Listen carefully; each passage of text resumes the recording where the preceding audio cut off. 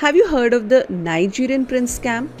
So people have received emails allegedly from some Nigerian prince stating that they want some money to get out of some situation and promise to pay it back with incentives. Do you think a prince would email random people asking them for money? No, right? In this video, we will talk about scams like this or wire fraud as it is known. You should watch this video until the end. It is quite interesting. Hello guys, this is Shweta and welcome to the world of Wall Street Mojo.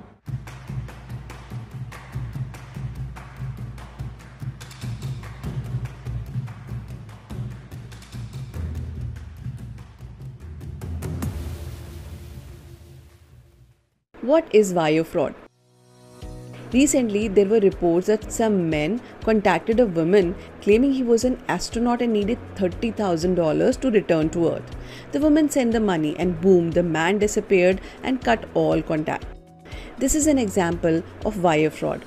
So wire fraud is a federal crime in which a person uses electronic means of communication to defraud another person.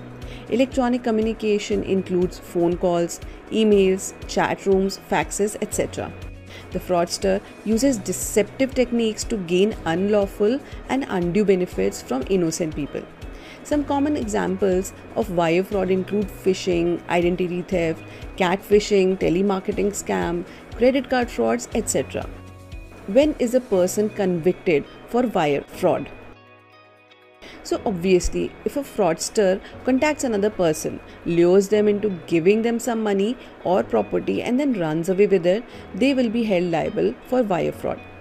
But you know what? The scammer can be held liable for wire fraud even if the victim does not face any loss.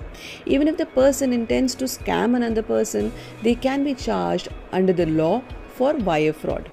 The court would look for three things in any case involving wire fraud.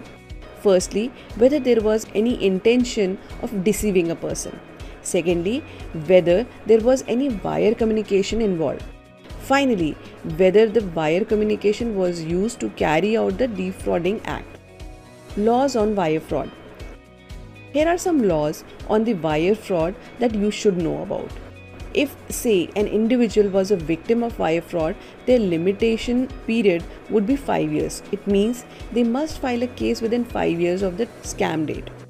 If the financial institution is an aggrieved party, then the limitation period for them is 10 years. Also, there are fines and jail terms for wire fraud. Fines up to $250,000 will be charged for individuals and up to $500,000 for organizations, including jail term of up to 20 years. Examples. We have already told you about the Nigerian prince scam and the recent astronaut scam.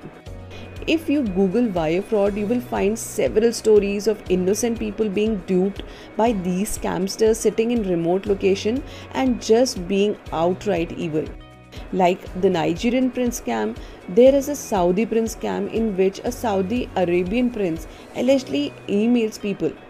Like the astronaut scam, there are scammers on dating apps who get close to people, taking their money and disappears. I am sure you would have watched or heard of the series Tinder Swindler on Netflix. But unfortunately, that was wire fraud too. How to avoid falling for such scams? These wire frauds have evolved with time. These scammers have come up with new tricks now and then to defraud people. It's just sad that people still fall for such scams even after so much awareness of such activities. So the first red flag you should look for is that an unknown person messaging you out of the blue with no context is mostly out there trying to scam you or sell you something. They may start by building a conversation with you, but don't fall right into the trap. Be smart and keep your guard up. No matter how close they try to get, don't let them succeed. And of course, if they ask you for money, just delete the conversation, block the person and move on. Yes, it sounds simple, and trust me, it is quite simple. Don't mistake trusting strangers on the internet and just give away your money. This was all for this video and we hope you learned a lot. Don't forget to subscribe to the channel, like this video and maybe share it with someone who may find it helpful. We'll see you in the next one.